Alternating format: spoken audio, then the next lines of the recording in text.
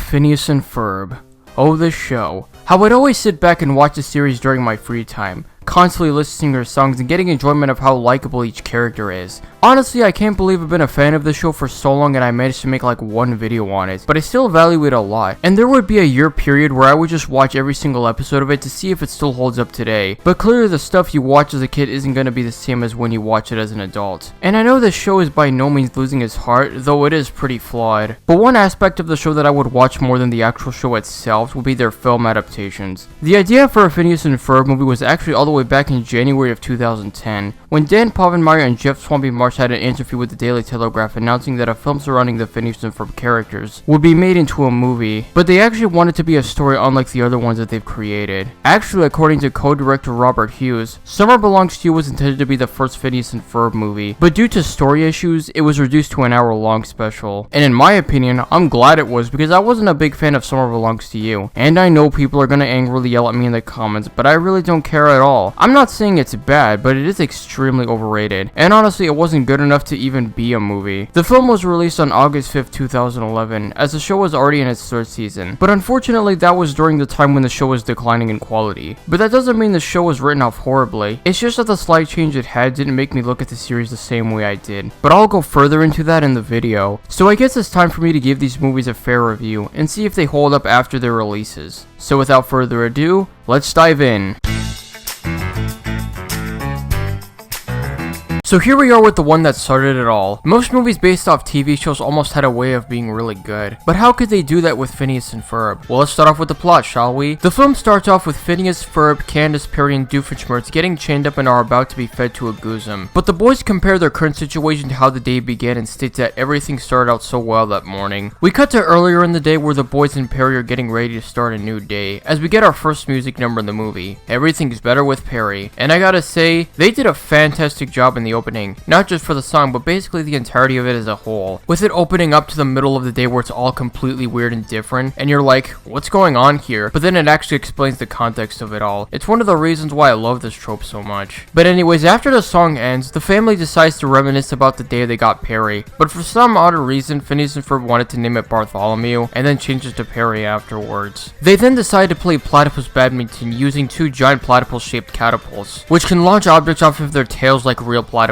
This was made in celebration of Perry's anniversary, but after they launch it, it actually crashed into Doofenshmirtz Evil Incorporated, where Doof is already getting to test his other Dimensionator, but ends up getting destroyed by Phineas and Ferb. The boys then agree to fix it, which results in them going to this more dark version of the Tri-State area. There, Doofenshmirtz meets up with a much more evil version of himself, who's not only taken over the Tri-State area, but is also teaming up with Perry the Platypus, who's now a cyborg. This results in the two creating a friendship with each other, and that's not a bad idea. I like the dynamic shown between them, especially from Doof 2's point of view where he just shows annoyance to Doof 1. But after the boys step into the scene, Doof 2 tells them that their Perry's a secret agent, and he proves this by having Perry the Platyborg knock out Perry, but this fails, so he tells them to knock out the boys. But then Perry steps in to reveal to their owners, much to Phineas and Ferb's surprise. But after that moment, it leads to one of my favorite moments in the entire show, and that's on how Phineas reacts. Now, for those who have loved the show for years would know that Phineas is so positive and happy that he just wants to look at the bright side of things. I mean, somebody has to. Sure, it felt one-dimensional as well as it does for the rest of the cast, but he still always was a likable kid. However, this movie did something really interesting with his character, and that's making him pissed off.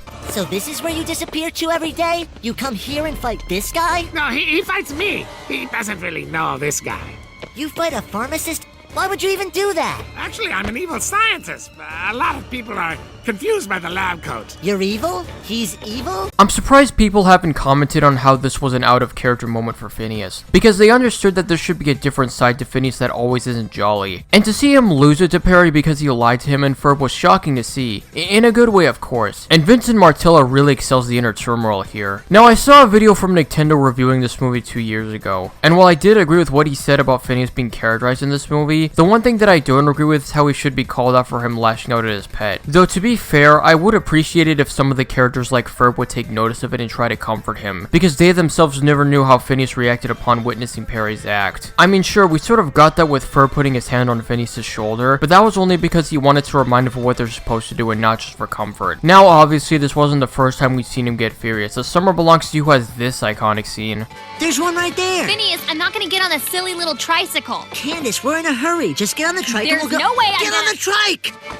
That moment was not only funny, but it was satisfying knowing the shit Candace gave him and his brother. I know that was done as a joke, but I know it wasn't a cheap laugh, it was an expensive one. And I know there would be other moments that showed Phineas' mad side, but they weren't as memorable as this one. However, this movie didn't use Phineas getting mad as a joke. They made it as a huge part in the story where they still acknowledged that him being this upset existed. I know it wasn't right for him to regret his actions later on, but I understand that they're trying to keep him likable and not narcissistic. But at the same time, no one who watched this movie could ever blame Phineas for being reactionary and showing emotion. So anyways, after Phineas, Ferb, and Perry escape Doof 2's lair, they meet up with their own doppelgangers and start playing Doofopoly, which is quite obvious as to what game it's referencing. But this version of Phineas and Ferb is still the same, except they're not outside building contraptions. The original Phineas and Ferb then explained to them what summer is all about, which has to be my favorite song of not just the movie, but the entire show as well. And the song not only explains what the season is about, but the whole series as well. And what I found pretty cool is how they decided to add a little bit of the show's theme song and then them stopping at the moment they realized that they were going too fast. I recommend giving this song a listen to. You probably won't regret it. It may not be your favorite, but it has to be in your top 10. Maybe top 5 if you really want to push it. But after the song ends, Perry sees a TV of Doof 2 telling him that if he turns himself in, he won't hurt the boys. To which Perry accepts, but before he could leave, he's once again confronted by Phineas and Ferb, who once again aren't happy with this as they realize that they can't trust their pet because he doesn't trust them. And it's really sad to see a breakup between an owner and their pet.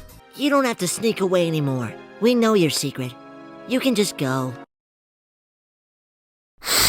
But after that moment, they decide to look for Second Dimension Isabella to help them get back to their dimension. But Second Dimension Doofenshmirtz informs them that he has Perry, and so they've decided that they're not gonna go back. And this was a scene that introduced Second Dimension Candace, whose character is the complete opposite of Candace. Where while Candace 1 is determined to bust her brothers, Candace 2 is determined to protect her brothers. And I really do like how she was handled. She was really entertaining here. Speaking of entertaining, I still remember the relationship between the two Doofenshmirtz is a thing. In fact, I love Doof 2 is constantly getting annoyed as his doppelganger because he couldn't tell the difference between Perry with or without a hat, which was a running gag in this series that was always funny. So tell me, other dimension me, what do you see here? An ordinary platypus? And now, what do you see? Perry the platypus! You know, I'm starting to see why you haven't become a ruler in your dimension. But that moment won't even come close to this scene, where the reason why Doof 2 is so evil was because when he was a kid, he had a toy train and then he lost it. The reason why it was funny was because it didn't even compare to Doof 1's backstories, where neither of his parents showed up for his birth, and so he was raised by ocelots. He had to dress up as a lawn gnome to replace all the other ones, and wear hand-me-up girl clothing, yet he couldn't take over the tri-state area. Still though, I found this sort of shit interestingly amusing. So anyways, after the boys rescue Perry, they along with Candace, who I will get to later, all get captured, and the former two are threatened to fix the other Dimensionator, but they refuse constantly as it just goes back and forth. But then Phineas goes on to say this. See, that's just it. Why would we do something that would lead to our own self-destruction? Self-destruction? Self-destruct? Wait, that's it! I remember now! They took out my self-destruct button. I don't know why I put it back in, but here, I'll just rewire this, like so,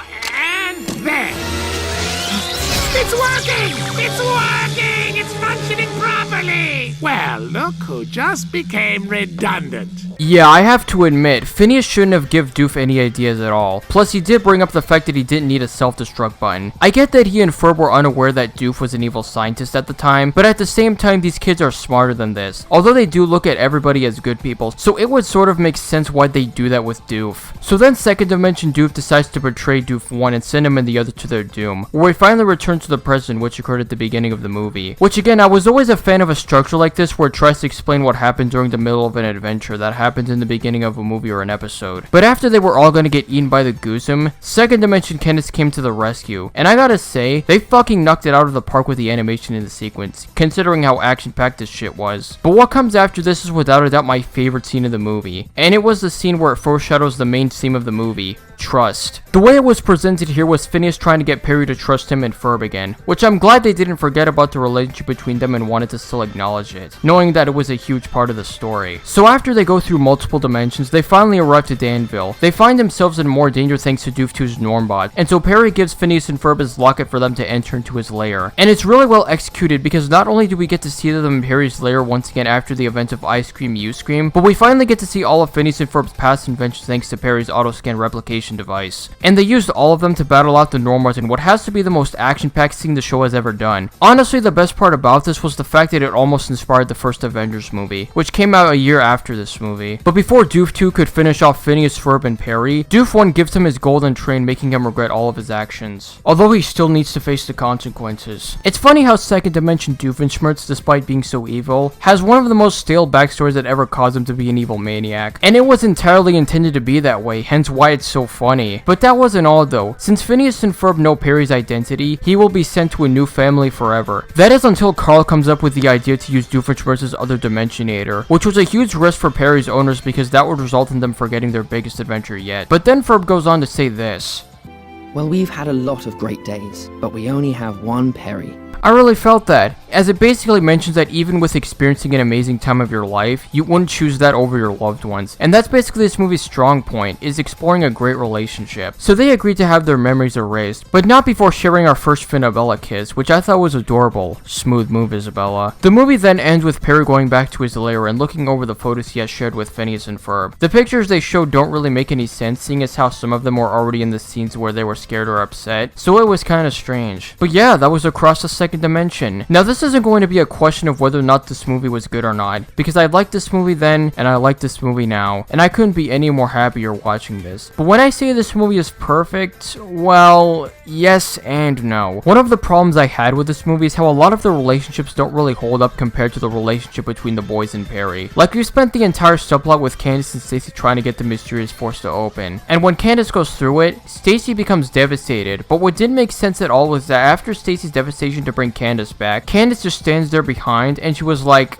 I want a new car now. Like, the movie didn't have any time for them to reconcile. The same thing literally happens when Phineas and Ferb finally arrive back at their dimension, and Baljeet, Buford, and especially Isabella didn't show any signs of happiness at all, which felt a little out of character. But speaking of the Candace plot, it's clear to me that Candace wasn't interesting at all, and that throughout the entire movie she's just trying to be a grown-up and not bust her brothers after seeing what Jeremy's future was gonna be like. But then unsurprisingly, she goes back to investigating what the boys are doing, and so she realizes that there is some kind of mysterious force. I don't mind this subplot at all, but it's really uninteresting when compared to the Phineas, Ferb, and Perry plot. But the thing I found interesting was how they decided to switch things up with the formula. See, in an average episode of Phineas and Ferb, what Phineas and Ferb will be doing is the setting, and what Candace will be doing is the story. But with AT2D, they decided to do what Phineas and Ferb are doing as the main story, because they focused on their relationship with their platypus. But I believe the best part of this movie would have to be the fact that it had Phineas and Ferb go on the adventure alone as opposed to their friends. Because ever since season 3 came out, they wanted to have Buford, Isabella, and Baljeet be a huge part of their adventures, which in some episodes is fine to see them hang out together, but a lot of the time they don't really seem to have any substance or foundation to the episodes themselves other than it would change things up. Back in the earlier episodes, they would be treated as side characters who would appear in some episodes, which I was happy with because if you're gonna keep them in every fucking episode, then give them time to have a legitimate reason to be in it rather than just being plot devices. Not even Isabella contributes to a lot of their adventures, and she's one of my favorite characters of the show, but at least we got to see more of her character and explore a lot within her hobbies and interests. However, with Buford and Baljeet, I don't get that because the main thing they have going with them is that Baljeet is a nerd and Buford is a bully. Sure, they expand upon it, which I loved seeing, but their character arcs don't really have the impact Isabella's did. So after explaining all of that, do you think this should be in the second dimension with Phineas and Ferb? I didn't think so. Now shut your word hole! However, the score in this movie is a jam to listen to. Aside from the other two I just mentioned, the rest of the soundtrack was awesome. What blew me away was they got fucking Slash from Guns N' Roses to compose for the end credits for the movie, and he himself was a huge fan of Phineas and Ferb. And with that, Dan and Swampy have done it. Not only could they create a TV show, voice act, and play music together, but they could also make a really good movie. And again, I'm glad this was considered to be the first Phineas and Ferb movie instead of Summer Belongs to You, because this movie had a more cinematic vibe towards it. Well, except with the opening title. Jesus, that looks weak as shit. The movie did well in ratings, receiving a 7.4 on IMDb and scored a 100% on Rotten Tomatoes, because despite it not being the best thing out there, it still was very well deserved. So with a successful movie that is memorable and has rewatchability for hundreds of years, what's bound to happen next? It happens again!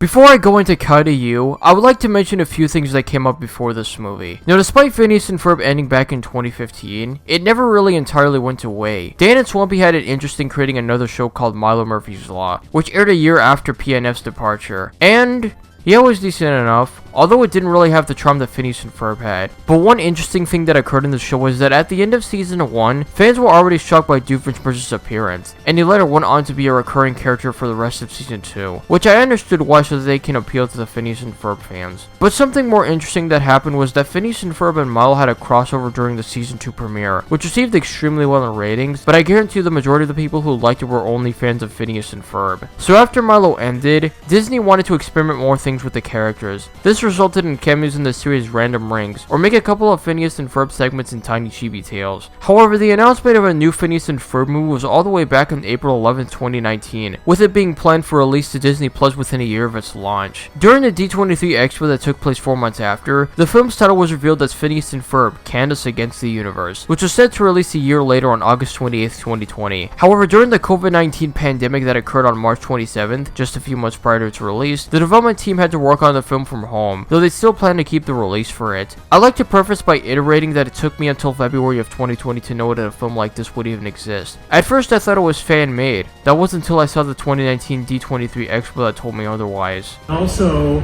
you're excited about what's next. Well, as I said, we're back! There's something next. We're doing a Phineas and Ferb movie for Disney Plus.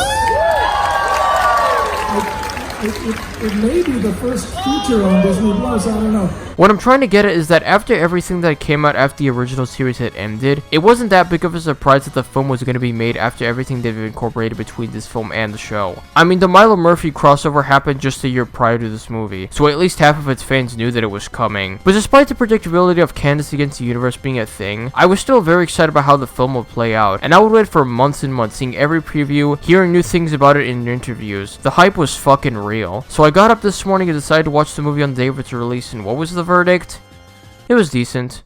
So the film opens up with Candace thinking about how she's not gonna bust her brothers, but after she notices a new invention Phineas and Ferb created, she suddenly goes back into action wanting to bust them. I'd like to say that this gag has been done numerous times in the show that it's not even surprising at all in the slightest. Like, it's not exactly a new thing when Candace thinks she's having a good time when she's riding her bike, only to get angry the second she starts talking about her brothers. So after another failed attempt at busting the boys, Candace goes on this tirade of how she's been miserable, and Phineas and Ferb take notice of it, so they decide to give her a gift to cheer her up. But after Candace gets abducted by aliens, Phineas and Ferb have to rescue her, and they enlist the help of Isabella Baljeet and Buford. But during the abduction, the aliens declare Candace as the chosen one, and she meets up with the ruler, whose name is, I shit you not, Super Big Doctor.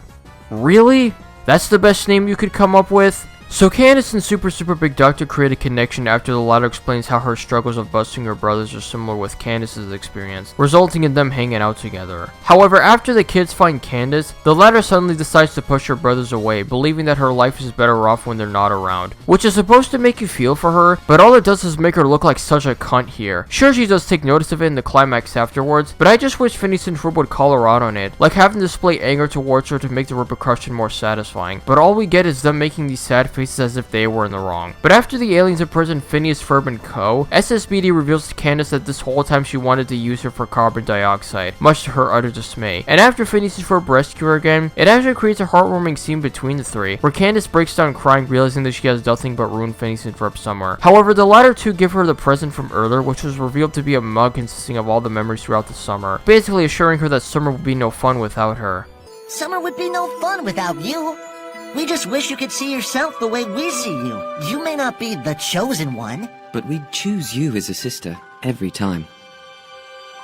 And honestly, despite the scene being very charming, it's only charming in context of the movie. Because if you didn't know, this movie takes place in the middle of season 4. So it's pretty weird how Candace in this movie goes from trusting them to, okay, you know what, screw you guys, I'm gonna bust you because it's still my duty. And I'm not just saying this as a way of saying I hate Candace as a character. I never would. I can definitely see her busting her brothers because she wants fairness as a legitimate reason. But at the same time, you wouldn't want her to succeed given the amount of time she lets her ego get the better of her. But after that scene, the rest of it just becomes an action sequence that actually was well animated. Not as good as the pre-Avengers one, but at least they weren't lazy with it. And if you wanted to know, the movie had 3 animation styles in association with the film. The first act was animated with simple animation, the second act was animated with Synergy, and the third act was filmed with Urine Productions. Out of all the 3, my favorite is definitely Urine Productions, as every single frame they do is super clean, and it's pretty smooth for the most part. Others like Simple and Synergy sort of have this too, but a lot of the scenes have either thick outlines or slow moments within the characters that it kinda slows down the pacing a bit. I would excuse that since they had to work from home, but there are a ton of animated animated shows that look the same animated from home as they do in the studio. But despite that, the animation itself wasn't that bad. It was pretty decent. I just wish it had consistency with how the characters were drawing or how it was animated. Even Yearn Productions had some scenes that were stilted. But anyways, after the song ends, the characters all come together and start singing about how they're stronger against the universe and how it won't knock them down. In a way that's actually pretty meaningful. Again, in context of the movie, not the show. Now, upon watching the movie for the first time, I immediately knew that it was flawed. For those that had a similar view experience to mine, you'd pretty much know where this is gonna go. For starters, the plot is so unoriginal and generic. Like, the second I saw the synopsis of KDU, I was immediately reminded of the half-hour special Unfair Science Fair. Now, that's something Across the Second Dimension never did, because not only was it meant to be the biggest story the show has ever told, but it was meant to be told unlike any other, which is why none of the episodes of this show had ever tried to make an episode involving other dimensions. However, with Candace Against the Universe, we've seen them do a plot like this before. Another issue pertaining to this movie was that they had to incorporate Isabella, Bulgy, and Buford into the story, despite the fact that they have literally developed no relationship with Candace. They're essentially just used as plot devices. Isabella was an exception because they've made her a more useful character as opposed to the latter two, who hardly had any development themselves. Because again, after the release of AT2D, the show became so obsessed with inserting Phineas and Ferb's friends into almost every episode of the later seasons, which really hurts the show's title considering it's literally called Phineas and Ferb. It also really starts to get boring when you have to constantly add them in when they're not as important as Phineas and Ferb, except for Isabella, because once again she has more of a reason to want to be hanging out with Phineas and Ferb that doesn't involve pointless shit. And sure, the scene in KDU when they're about to go into the portal was sweet to an extent, but I'm not really sure if it excuses the fact that we've seen them in numerous episodes before that it's not anything new. And I guarantee you they'd be able to save Candace on their own. I'm so glad that AT2D didn't suffer from this issue, because it acknowledged that the only people that had a strong relationship with Perry were the Flynn Fletcher brothers. So adding their friends into the situation when they hardly know Perry wouldn't leave any ambiguity. And speaking of adding characters into the story, I feel like besides those three, there's also Doofenshmirtz, with his reasoning being that Vanessa got abducted alongside Candace. And Perry is there alongside Doof because the plot demands it. To be fair, they make him as useful as he was in the show, so it would be pretty empty if they removed him and Doof from the main story. There's also a bunch of instances where the film decides to pair random characters just to keep the story going, like having Isabella and Doofenshmirtz begin this heated argument over who's the better leader.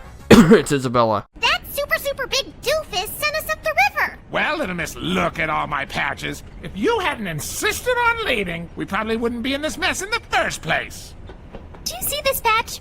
Pray you never find out what it's for. That moment intimidated me a bit, because you can tell that she was serious about what her patch was for, but I guess we'll never know what that is. I'm gonna assume that it has something to do with physical harm, but honestly I feel like this relationship was pretty pointless. They didn't have much time to reconcile afterwards, so it just fell apart. Another instance of a pointless pairing of this movie was Candace and Vanessa getting abducted together. The reason why that happened was because Vanessa came to Candace's house and noticed her feeling down, so then she tries to convince her that there's more to life than just busting her brothers. However, they don't seem to explore that much dynamics with them throughout the entire time they were on screen together, because it only happened for a short amount of time. I would excuse it if they had a moment towards the end where they would reconnect with each other.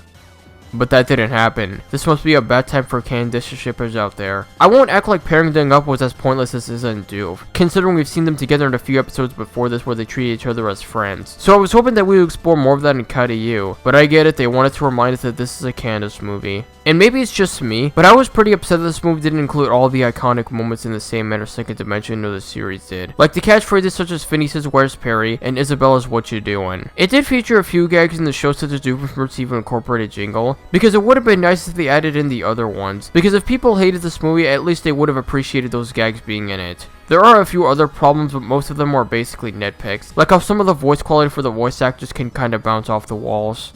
Ferb and I appreciate your help building the portal, but we can't ask you to go. Candace is our sister. She was pretty upset the last time we saw her, and I kind of feel like somehow it's our fault. But for the most part, the quality is pretty good. And I know this was disappointing for me, but I was hoping that there would be a moment where we would see a new trait in Phineas. But again, we only saw sadness and nothing else. And to be honest, I thought he would actually cry considering he's never done that in the show at all. But for some reason, Candace is the one who cries, even though we've seen her do that in many episodes. I can buy the fact that Ashley Tisdale was actually crying when she recorded the climax scene, but unfortunately it's too predictable like the others. Also, I may be alone on this, but how the hell does Doofenshmirtz know Ferb's name and not Phineas's? I get that they wanted something to rhyme with verb in the song adulting, but it's still strange. Also, the word adulting is technically a word if anyone is wondering, and while it may not be a verb, it is indeed a noun. But that about wraps up my cons for this movie. How about the pros? Well, for starting, the pacing is actually pretty decent, for the most part. It does know how to get from one scene to the next. Some scenes do feel a bit slow, like when one of the aliens opens the door to super big doctor, but it doesn't usually come off as distracting. The background and color palettes look really well detailed. It was really nice how this movie adds a variety of details of how the background should really look like. My favorite would have to be this mushroom planet that they all end up in, probably because it reminds me of the Sonic movie's interpretation of Mushroom Hill. They're probably just as good as second dimension backgrounds because they both have really good ideas of where the characters should be placed in. And speaking of characters, I really like how they are portrayed here, and despite my issues with them being incorporated into the story for no reason, at least they remained likable, even Candace to some extent. I get that every now and then she can do dickish thing after dickish thing and show no remorse for it, but I do feel for her even in this movie. And the main antagonist SSBD was pretty good too. She wasn't as good as second dimension Doofenshmirtz, but there wasn't really any moment of hers that was unbearable. And Ali Wong nailed the performance well. There were also celebrity guests that featured cameos in this movie, such as Thomas Sanders, Tiffany Haddish, Wayne Brady, and Thomas Middleditch. Sure, they appear briefly, but their performances are pretty good. But I believe the biggest character change they did was Ferb. Now, I've already mentioned this in my Ferb character analysis video a year ago, but he was always a quiet character that would always communicate non-verbally. However, this movie literally gave him a total of 19 lines from start to finish. Also, he does smile a few times, making him a bit expressive, but not by much. And if you're wondering why he sounds different, it's because he's voiced by David Arrigo Jr., who isn't British unlike Ferb's original voice actor Thomas Brodie Sangster. But I do like the performance David gives in this movie. He really nailed the British accent. It would be pretty rude to say that one is better than the other, considering they both do a good job in voicing the character. This movie can also get funny at times, like when Phineas and Ferb constantly say Roblox over and over again in a sentence. I couldn't help but laugh. Well, I was trying to get to the planet Fiblaoot in the Roblox cluster. Man, say that 12 times fast. I can understand why it can be annoying to some, but even when I first saw this gag, there was no way that I could be mad. Plus, it doesn't appear that much in the movie. And this is one of those rare instances where you'll see Phineas and Ferb in sync together. And for those of you who don't know where Fiblaoot came from, well, I think Dan Povenmire explains it very well himself. The ingredients to a Big Mac are 2 all-beef patties, special sauce, lettuce, cheese, pickles, onions on a sesame seed bun, and backwards that's nabdisa masas ano snoino selka pasuka kulekwa slice up sita Fiblaoot. That's where the name comes from, Fiblaoot. Another attempt of how funny this movie is the fourth wall break with Dan and Swampy that occurred during the scene where they were all in space. My only issue was that it happened literally during the middle of an action sequence, but I would excuse it if they reverted back to the boys being in danger. But no, instead it's followed up with Ferb saying this. We should never speak of this again. And honestly, it wouldn't be Phineas and Ferb without the songs. Like all the other songs in the series, these ones are a bop to listen to, and I can go as far as to say that Us Against the Universe is the best of the bunch. But I wouldn't go that far by saying it's as good or better than Summer Man Where to Begin from its predecessor. But I would always listen to the former ever since it came out on YouTube Music. I also like all the other ones too, like Step It to the Great Unknown, which was a Finabella duet. I'm sure most of the fans got really pissed off since it didn't make it into the final cut. But I was actually shocked to have found out that this movie's soundtrack included the full version of the Milo Murphy song, Chop Away at My Heart, so that was awesome. My only issue was that it should have had another musician to perform for the ending to the movie, similarly to how Second Dimension did for Slash, but I can excuse it since they spent the rest of their money on the new voice actors. And I may be looking too deep into this, but even though this film was written years before COVID-19, I still can't help but notice a ton of scenes referencing it. Like the scene where the kids wear face shields, which is a giant reference to face masks. In the end, while I wouldn't consider Phineas and Ferb Candace Against the Universe a grand return to the show itself, I do feel like at best it was just a fun little action movie with Phineas and Ferb characters, and at worst just a generic looking film that felt recycled. Believe it or not, before this movie came out, I immediately thought so many people were going to say this movie is better than Across the Second Dimension. And despite a few reviewers saying that, for the most part it was the other way around. And yeah, I do agree with the latter statement. And instead, despite its many faults, it still turned out to be pretty good at the end. The film did pretty well in ratings, although not as good as the last movie. Although I was happy that this movie won a Daytime Emmy about a year ago. But now it's time to ask ourselves, is this the last Phineas and Ferb movie to ever be made? Or is there something else planned? Dan and Swampy have stated that there is potential for a third Phineas and Ferb movie. But what exactly do they mean by that?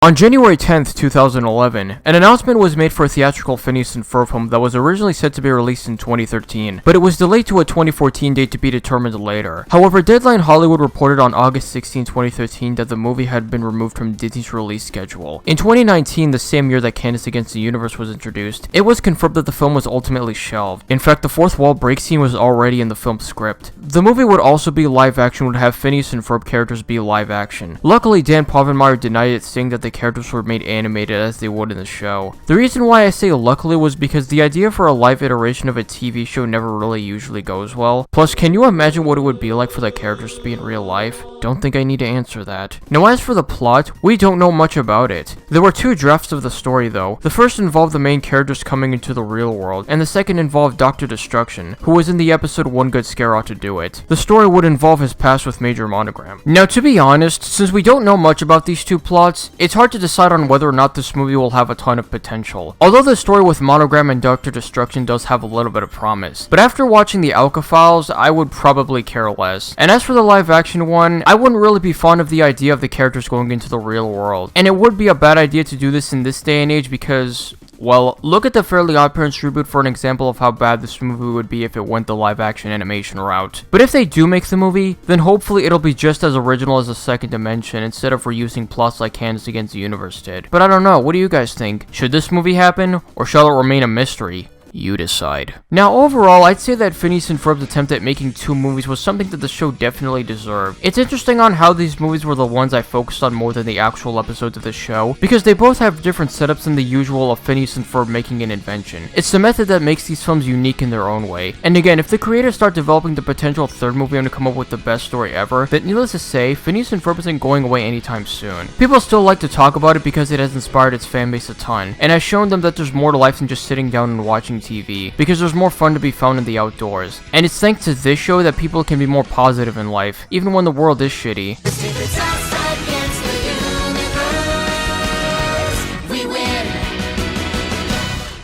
I've been Burster MFG, and I'll see you all in the next review.